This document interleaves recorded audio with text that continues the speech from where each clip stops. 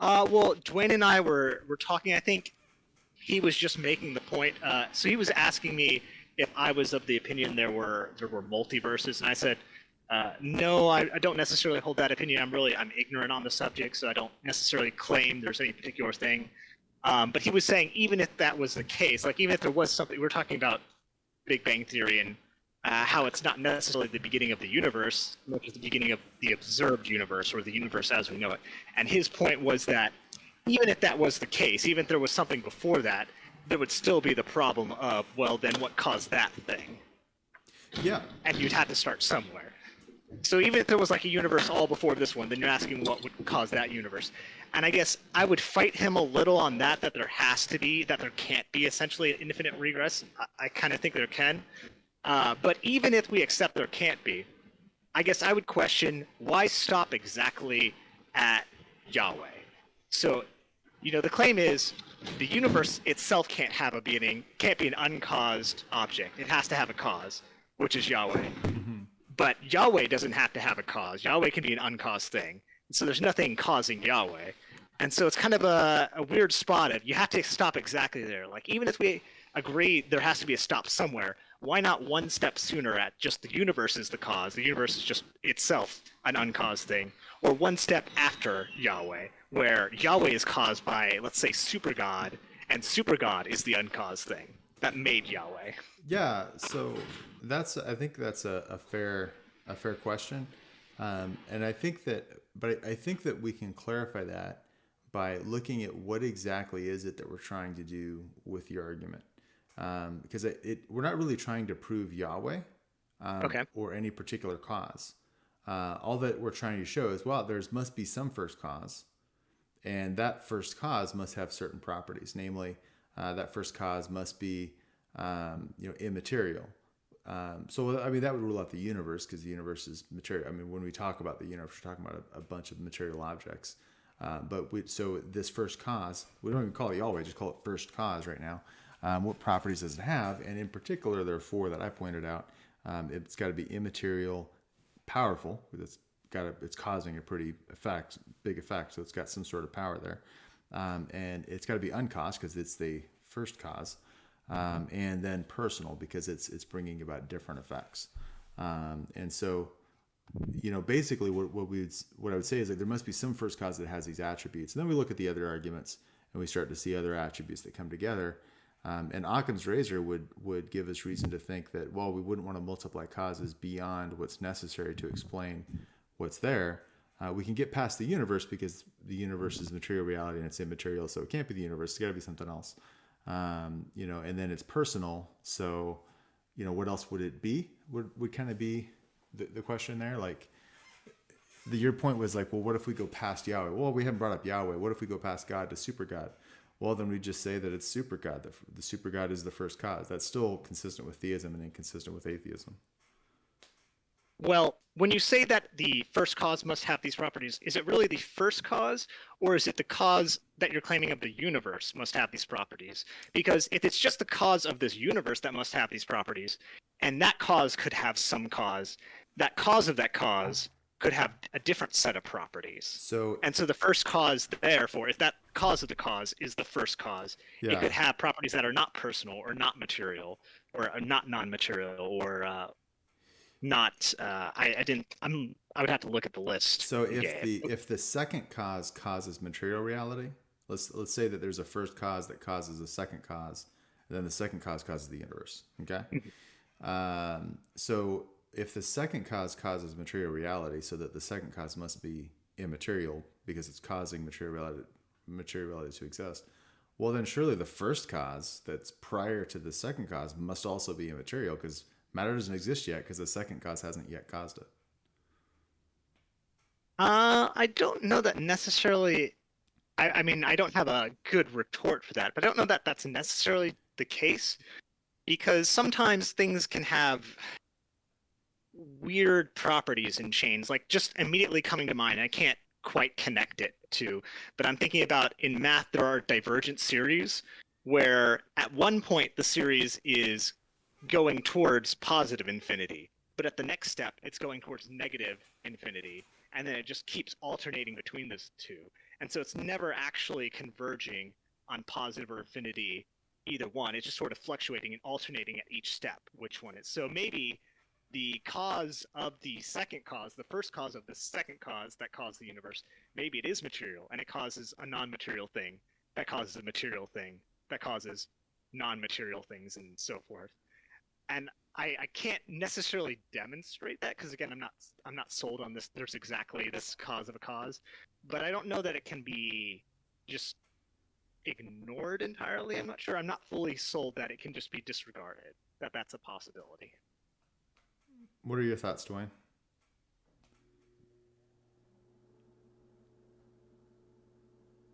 Well, I tend to think that for something to be the cause the universe, it has to have been outside of the universe initially, so it had to be spaceless and timeless and immaterial and powerful.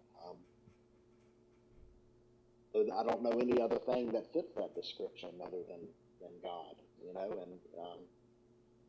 guess it's personal to me because, in my life, God has delivered me from a lot of things that, has turned my life around. And just the miracles of the personal experience that I've had with God are maybe make me biased to think that. But also looking at it, I think scientifically, I don't know what else could explain that. I mean, there's just no other explanation for something that could cause things to come into existence like that.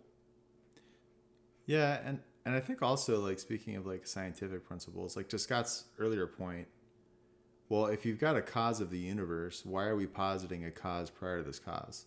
Like, what would force us to do that? If we don't have a reason, then we shouldn't multiply causes beyond what's necessary. And the thing that's necessary to be explained, the thing that we have, is the universe. And so, why go to multiple causes before it when one cause will do?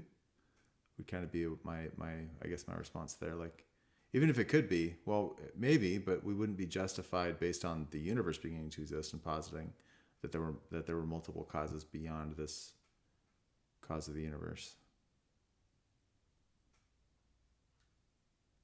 Does that make sense, Scott? Yeah, I think that's a very fair and accurate representation of one of my points. So I have no problem with that. I think you're steel manning me there. I think it's an accurate reflection of we can at least agree on this universe existing. I hope so. But we see, yeah.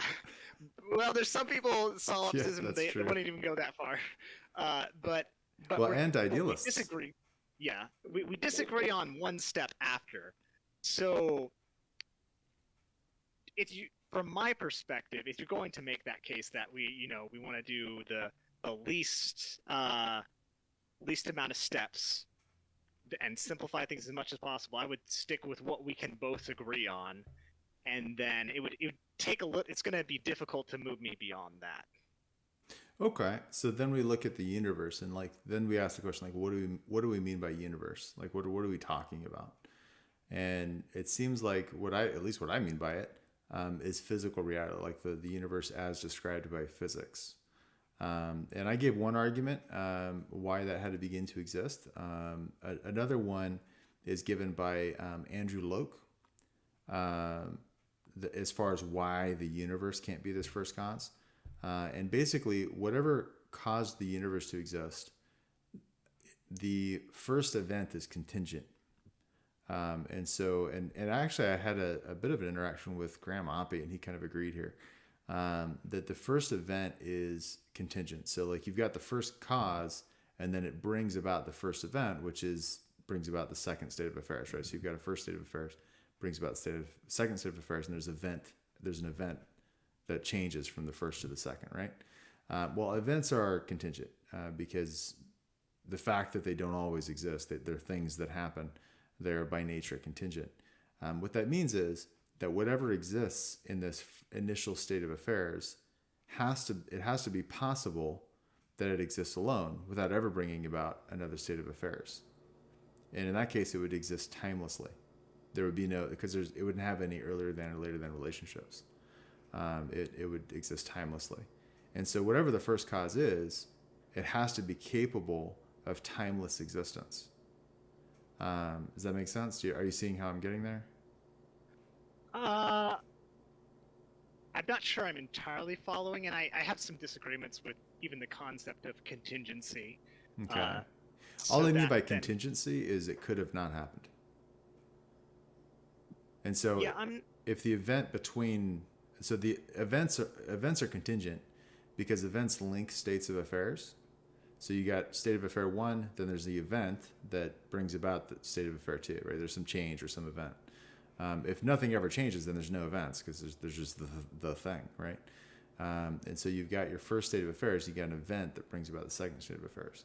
Now, why are events inherently contingent? Well, because at T1 with this first state of affairs, the event hadn't happened. So obviously it's possible that the event doesn't happen because at T1 it didn't. It hadn't happened. And at T2 or 3 or 4, it isn't happening, right? And so it has to be possible that the event doesn't happen if it's actual that it doesn't happen. I don't know, Wayne, if you had thoughts of that. I want to make sure you're involved here. Yeah. Matt's done this a lot. He's so I want to make sure you're getting your points through. I am, guys. Like I was telling God, I'm kind of a rookie at this. This is the first time I've really ever had an intentional conversation. Well, good. Of you here, and I've got my kids yelling and screaming in the background, so I occasionally have to run in there and tell them to be quiet and go get in the bed. Well, I'm glad you're linked up with Scott then, because he's gentle. He'll go easy on you. Well, I do appreciate that. I mean. Yeah, I mean, I agree with all the points that you're making, Matt, and that it has to be, the universe can't cause itself, right? It doesn't make sense, and I guess all the arguments for infinity not being a real thing, it's a concept. It's impossible to have an infinite number of anything in reality outside of mathematics or something. So to me, that argument carries weight that you can't just keep having infinite number of past causes. There has to have been a first cause, and that cause would have to have been outside of all of the material universe. So sure, and I don't know. At this point, I think with the point that Scott's making isn't necessarily attacking the infinite past. So much as why must this first cause be immaterial? Even if the cause of this universe is immaterial, maybe the cause prior. And so basically what I'm trying to do is trying to give an argument for why the first cause must be immaterial. Did I understand that correctly, Scott, or am I aiming at the wrong target? I wouldn't focus as much on the immaterial. I think, and maybe you were narrowing a little more specifically on one of the things I said, but I think just before, which you pretty accurately represented, is basically there's an exact point this first cause has to sort of stop at. Mm-hmm. And I don't know that necessarily has exactly and only these properties that you've described. So maybe if there's a first cause causing the second cause causing the universe, maybe this first cause preceding the second cause causing the universe has a different set of properties. So maybe they may be material, they may be immaterial, but I'm not sure it can be ruled out. I'm not sure that it necessarily has to be immaterial or has to be personal. Okay. So I don't know that the things that you've assigned to this cause of the universe necessarily represent a first cause so much as the universe cause. Yeah. So let me try to think of an analogy here. So what I would say is let's say that you're trying to measure marbles going into a jar, right? Okay. Now if the jar and each marble weighs X, we'll say, okay. and so that and let's say that that the jar weighs more than 3X. Well, then there's more than 3 marbles. If that's all is that it weighs more than 3X, well, there's more than 3 marbles. Would you be justified in positing more than 4? not based off of that info. Now, maybe you don't know it's exactly 3, or maybe it's exactly 4, but the point is that what you're justified in positing is there's a 4th marble. And so when we're talking about going back in causes, all that we're justified in positing by the universe is this cause prior to the universe. Now, I think that we can also get to first cause in the sense of, the first cause must, if the cause of this universe has a cause prior to it, we can't have an infinite regress of causes. And that goes into the law of, or the argument against successive addition that I gave during the talk, where like, well, then you would have, if the previous set of causes is an infinite collection of causes, well, then in order to get to the present cause, we must have gone through a last cause in this infinite collection. But if it's infinite, then there is no last cause, so we wouldn't be able to get to now. And so or another way of putting it is like, if it's like dominoes falling, where one cause causes the next, causes the next, causes the next, you would never, no matter how many dominoes fall, wind up with an infinite number of dominoes that have fallen.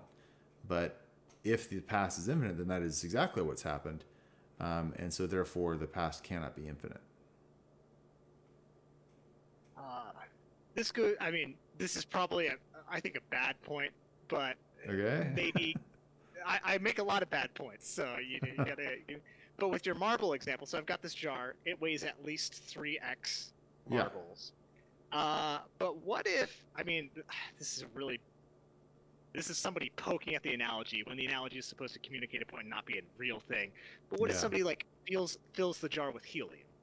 And this is definitely breaking the analogy. Yeah, for sure. Yeah, so actually there's like 2 marbles in there, or not helium, but they can adjust the weight of the jar, and there could be other factors at play other than the marbles. Yeah. So all you can observe is the marbles. All you know is the weight of the jar, but maybe there's something else besides the marbles going on affecting it. So am I really justified in saying that there's at least 3 marbles in there? So do I know there's nothing else besides marbles? Yeah. So the point of the analogy was to say, like, well, look, we can push causes back to the first cause of the universe, and we're not justified to go further, right?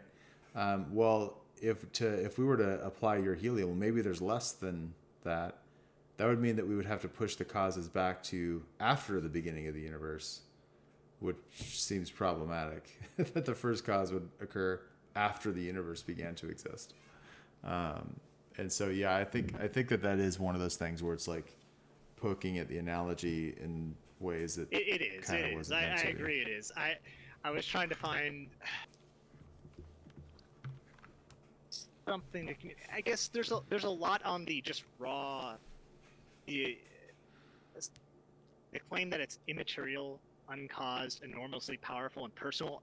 To me, that seems like a jump that is sort of justified after the fact of the Kalam, but it's not really stated within the Kalam. Like the Kalam just gets you to point 3. 100%. Therefore, the universe has a cause. And I know that it's claimed to be justified with other statements, but I feel like those really need to be expanded upon, and you just didn't have time to do it here. But those, I just don't see how you necessarily get to personal. I know you described it briefly in your presentation, but I'm not really like that. To me, seems like a jump. Yeah, sure. And I would agree that that's one of the harder ones to show. Because it's very technical. I mean, when you're dealing with things like modal collapse, right, and modal, that sort of thing, like it gets very technical very quickly. But so what I would say is 2 things. Number one is we can pull personal out of the Kalam argument, and it still is a pretty good piece of evidence to include in our cumulative case, right? So if I'm the prosecutor in court, I'm going to say, well, look, I'm trying to get all these attributes together to show that there's this thing that has all these attributes. If I can get personal from exhibits 3, 4, and 5, I don't have to get it from exhibit 1. If I can just get immaterial, powerful, uncaused from exhibit 1, maybe we'll wait until exhibits 3, 4, and 5 to get personal. So that's kind of the first thing I'd say is like the Kalam still has theistic implications even if you don't get personal out of it. that'd be the first thing.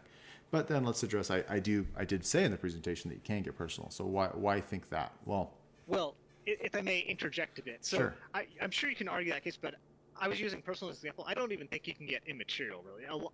Pretty much all of those, I to me Yeah. feel like a bit of jump, and So I that know goes, I'm. that Go goes ahead. back to that argument I was starting to bring up before. So let's go back in our causes, and let's say that we alternate in causes between immaterial and material. So a material cause causes an immaterial cause, which then causes a material cause, and so on and so forth, right? It's kind of what you were suggesting before. I was suggesting that I'm not to be clear, I'm not claiming that. I'm just Sure. saying I don't know why you can't say something like that is not Yeah. possible. So if that's the case, then it seems like we've got one of two options, right? Either, well, I guess one of three. The first would be an infinite regress, which we've given reasons to think that that's not possible. So we can throw that right out. Then we've got either the first cause is going to be a material cause or it's going to be an immaterial cause, right? Seems to be the two remaining possibilities. If we've got material cause causes immaterial, causes material, causes immaterial, and so on and so forth, seems like the first one is going to be one of those two. I I'm just a difficult person, and I don't mean this to like be. I feel bad because I'm essentially creating tons of different things that you need to attack, and so you need to address every single one of these. And I know that's just difficult to do. I'm Yeah. not trying to. It just like I don't even agree that you can throw out infinite regress. Like I think infinite regress. I think a loop where the universe is essentially like a clock and there is no first time, it just Ah, loops around forever, is also possible. I don't think that can be thrown out. so we can So throw that out. And the reason can we? why, yeah, because it would violate logical priority. What do I mean by that? So in this case, let's imagine that it is like a clock and we've got one causes two, two causes three, all the way on to 12, and then 12 causes one. Hmm. So that means that the way that reduces is that one is logically prior to two. Do you agree? Sure. And two is logically prior to three. Do you agree? Sure. That means that one is logically prior to three, right? Sure. And you're going to go back to like Back to 12 one. being prior No, to no, no. 1? One. Okay, okay.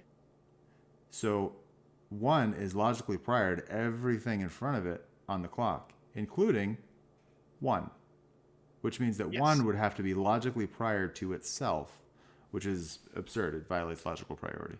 So Well, things can't be logically prior to themselves.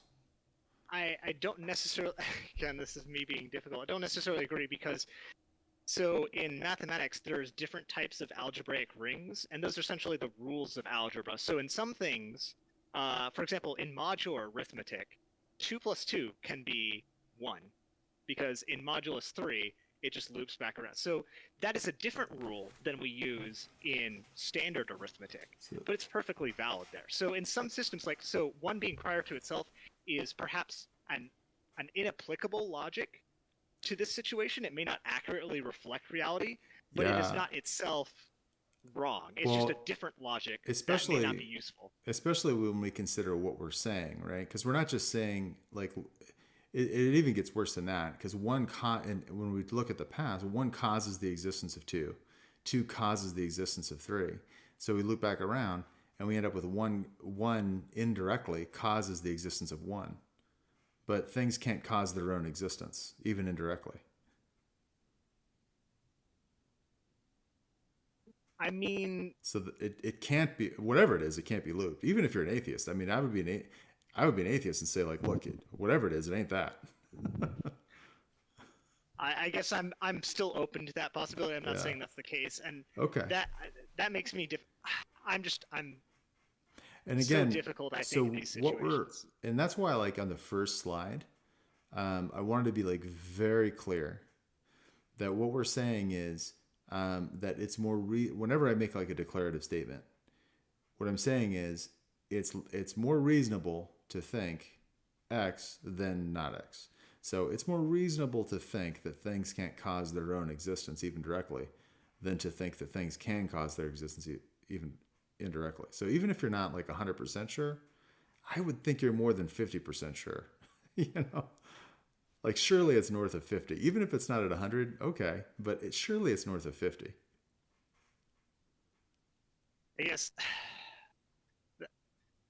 I hate putting myself. I don't think you can say things percentage wise. I think Well, in a okay, strictly it's binary a sense, tool. you would say it either is known to be true, it's either justified true or it isn't. Yeah, I'm talking And for about your example, degree of credence, so not whether or I not would it's never true. say like with a lotto ticket, even though I know there's like a 99,100,000 chance to one, 99% 0.999 that I lost. I would never say I know I lost. Like I would never say I'm justified in saying I'm losing. I would say I might win, I might lose. Now I would say I know or I'm justified in saying that I will probably lose 999,000 times out of a million. Yeah, But I wouldn't say that I am more. I wouldn't say it's. It's not 99% true. It's true that it's 99%, if that distinction makes a yeah. difference. So to use that lotto ticket analogy, if you bought a lotto ticket, is it more reasonable to say that your ticket will win than to say that your ticket will lose? It is more reasonable to say that my ticket, it is, in fact, entirely reasonable and the only reasonable option to say that my ticket has a specific chance of winning. And then I can That's make my. so like I mean, I can't say one thing and you say, yeah, but I'm not even going to think about that. Let's talk about like you got to at least Okay, respond to me if I'm talking to you, right? sure. I wouldn't say that it's more or less reasonable. Like, Really? so, yeah. You don't So you what I don't would think say, it's more reasonable to say of any particular lotto ticket, it's more reasonable to say, yeah, that ticket's going to lose than it is to say that ticket's going to win. You don't think that if I one's don't more know, reasonable than the other. no, because I don't think in those terms. I think of a pure binary of either it is justified or it isn't. So if I don't, I can say that it is true that I have a 99% chance to lose, but I would not say I'm 99% sure I'm going to lose.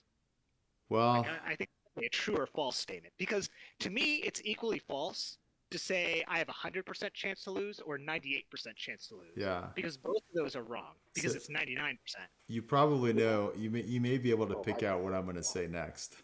Okay. You're No, I mean, you're go ahead. literally refusing to reason through this. Well, You're literally refusing to consider what's reasonable or not reasonable. That's literally what you're perhaps doing. So I'm. I feel, and maybe this is me being incredibly literal and hmm petty with points, or uh, I guess to me, and I think this is a very mathematical way, and maybe I'm slightly autistic about it or something, but if it's wrong, it's wrong. If it's right, it's right. And if the answer is four, if the answer is 2 plus 2 is 3.999, that's not four. That's wrong. It doesn't matter how arbitrarily close it is. yeah, It's but just two plus. I think life isn't that way though.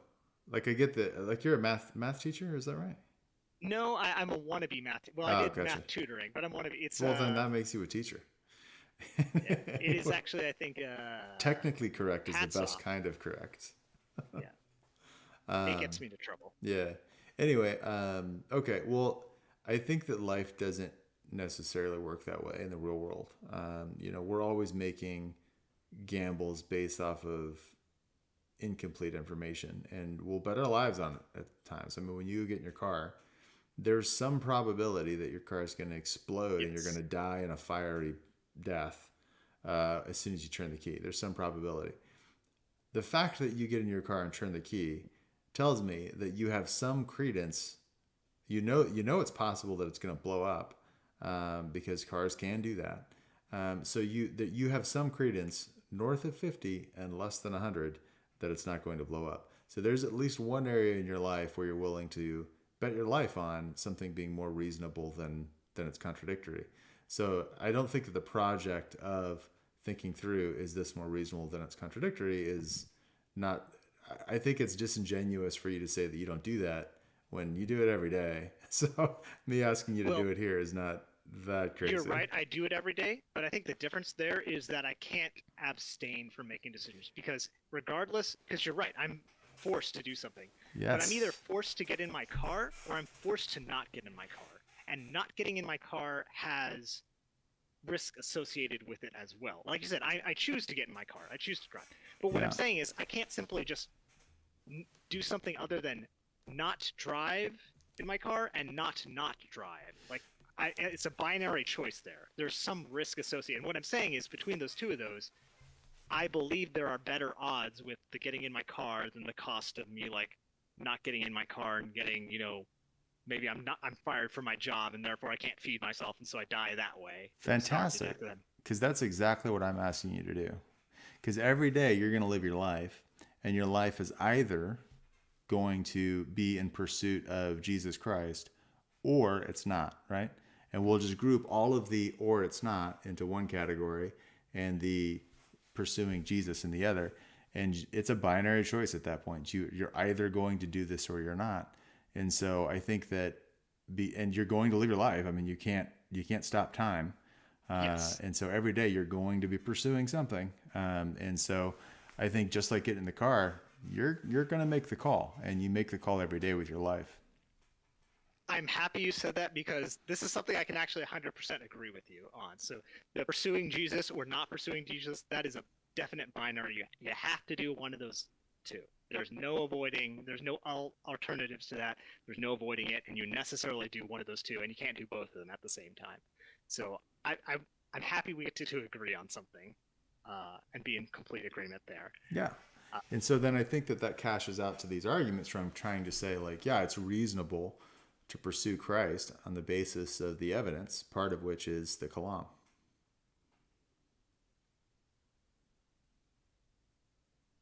I would say Gotcha. something, although that was the hesitation of, oh, he's got me. Well, I want to be clear. So, by the way, Dwayne, I'm teasing Scott a bit because we've known each other for a long time. So yeah, I would say it's not necessarily a greater than 50% thing, because you got to weight the scales. So, for example, let's say I'm playing the lottery or a raffle again, and a lotto ticket costs me $1, and we'll say, or a raffle ticket costs me $1, and we'll say there's a 1 in 10 chance, just to keep numbers reasonable, that I'll win, but I'll win $100. That's a good gamble, because if you multiply the odds of me winning by the amount I stand to win, I'm on average earning $10 every play, because there's a 1 in chance I win $100. Well, I'm on average winning $9 because I subtract the $1 I spend. So that's a good gamble. The thing is, even though it's less than 50%, it's a good gamble, and I would take that gamble every single day of the week. And this kind of feeds into like what is it again? Pascal's wager. Yes, which I could go. I have an argument for that I could go into detail, but that's way off subject. But I would say it's not just simply 50%. You have to factor in the costs and benefits to that number to arrive at the average payout, the average reward, we should say. Sure, I definitely think that prudential concerns press on epistemic concerns. That is to say that, like, pragmatic, what's the utility of this? It presses on what should I believe. I agree there. However, I do think it's worthwhile, just like critics of Christianity will say it's worthwhile, to consider that at that point, your reason for disbelief is because you don't want to believe at that point. Like, that's kind of, because there's the upside, and then the downsides are what you feel like you personally have to give up. And so essentially at that point, like, if we've got arguments that if everything else was even, the arguments would lead it to be more reasonable to believe than not. But nonetheless, you're depressing that because, you have this life you don't want to give up, or you have these other pursuits you don't want to give up, whatever the case may be. That's fine, but I think that's a result then. And that's, I think, worthwhile to consider. Like, okay, wait a minute. I'm choosing not to believe because I don't like what believing would mean.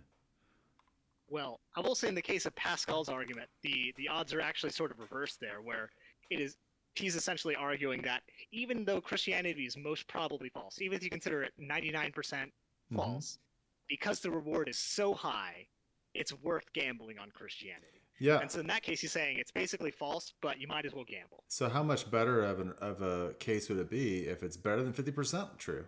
Like, it's not only more than 50% true, but you've got all these prudential reasons to believe it too. Yeah, I'd say actually any finite amount, if you're going with an infinite reward, infinite punishment, any finite number would do. But even 1%. Beyond that, like, I mean, again, kind of getting back to the original argument or what have you.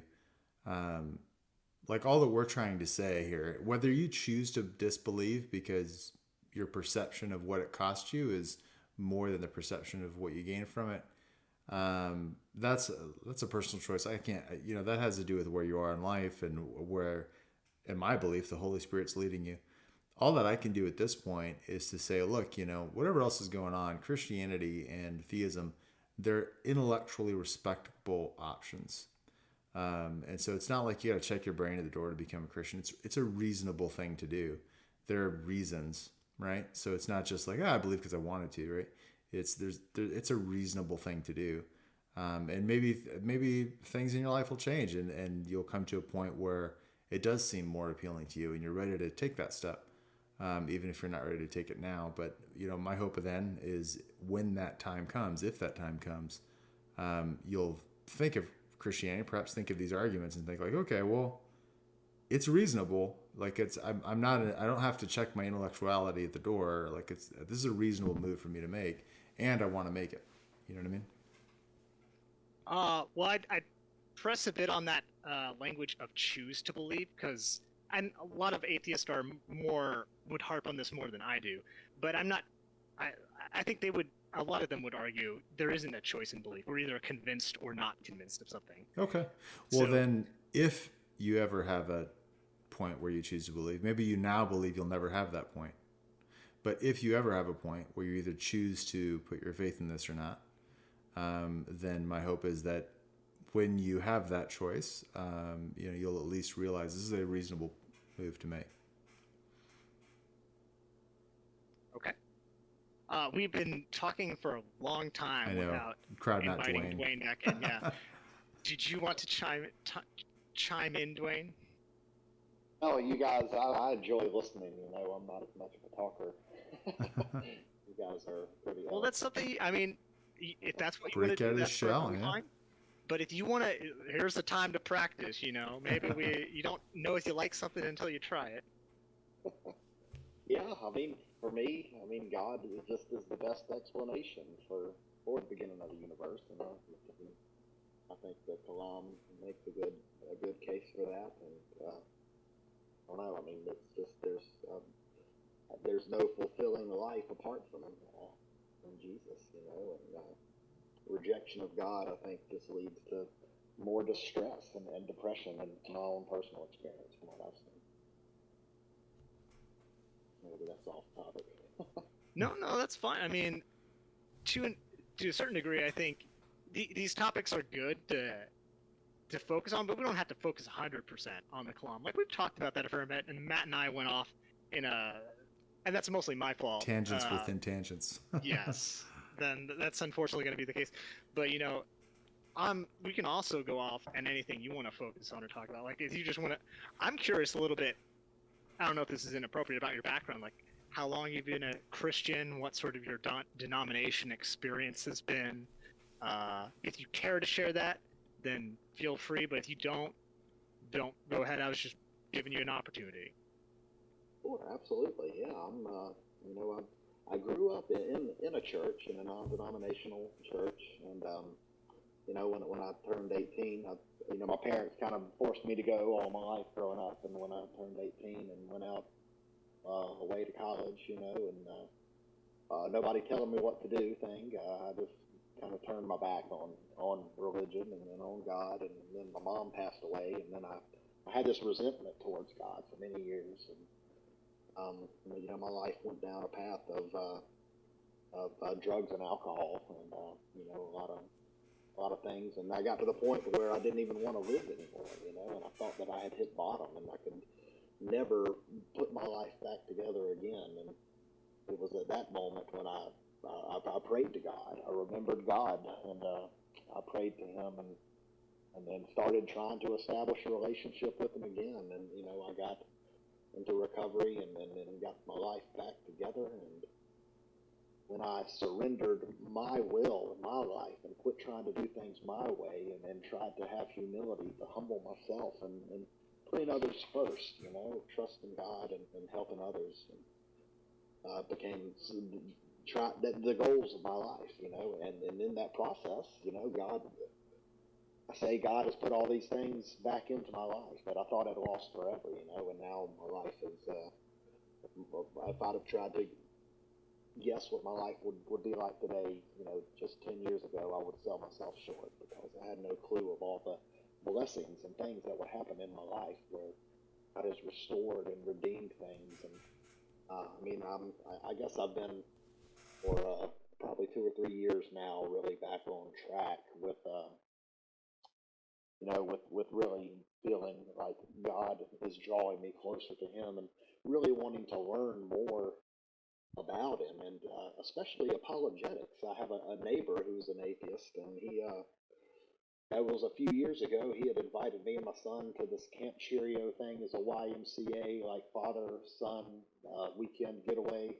And I think his dad took him, and he takes his son. So he invited me and my son to go, and we went. And there was the one night we were there, we were out by the fire, and me and him started talking. And he was a respectful, articulate atheist, and he was giving me all these reasons and all these arguments for why he believed what he did, and I was just kind of dumbfounded and didn't have anything. I didn't even know what to say. So that kind of started my journey into apologetics. Like, I need to learn more to be. I need to know what to say if these things ever come up again, and I'm still really not that good at it, but I'm trying to learn, and I've been grouped up with Joe for, I guess it's maybe been a year or so now, in the Reasonable Faith chapter here in Greensboro. So I'm a non-denominational Protestant Christian. I live in Greensboro. I go to Triad Church, maybe in High Point technically. But, yeah. Well, I don't know much about Joe. I haven't had a chance to talk with him much, but I think you're in a pretty good place because I think Matt does a very good job of managing the server. Like, even you heard it in this conversation, I think he's very fair, especially to the atheist, maybe too much so to the atheist on this server. He'll represent their positions, I think, fairly honestly and fairly most of the time, and moderation-wise, don't see any issues on my end. So I think this is a pretty good spot to be, although I'm not sure the numbers right now, but there may be more atheists than Christians here, and some of them could stand to be a little more kind, maybe. So I'll give you a warning there. But otherwise, I think a lot of the Christians here are pretty good. Well, that sounds good. Thanks for that, Scott. I appreciate that. Yeah, we love you guys no matter what. So. But I'm probably going to go ahead and call it for tonight. I'm going to head off to bed. But thanks so much for the discussion, and yeah, thanks for staying for the group discussions as well. Thank you for listening. If you found this helpful, please like and subscribe. Please also look at the show notes in order to find a link to our group so that you can join our next discussion. I look forward to chatting with you.